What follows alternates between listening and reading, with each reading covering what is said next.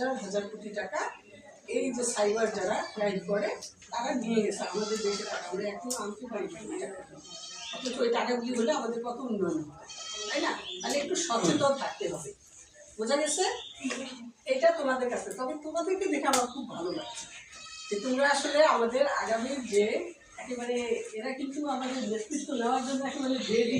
হ্যাঁ, আমার খুবই ভালো লাগছে এবং আমি চাই তোমাদের যা করতে ভালো লাগবে, যেই বিষয়ে বেশি আগ্রহ সেটাই করবা।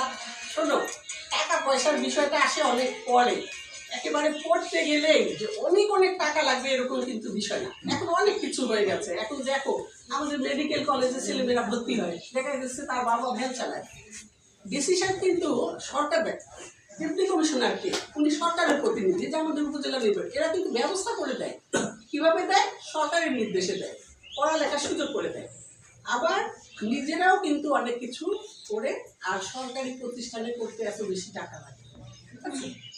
কাজে টাকা পয়সাটা সব কিছু না, আগ্রহ থাকলে উৎসাহ থাকলে করে ফেলা যায়। আমার বাড়ি, আমি যখন চাকরি করি এই এডমিন ক্যাডারে এসে, তারপর আমার বাড়িতে কিন্তু ইলেকট্রিসিটি এসছে।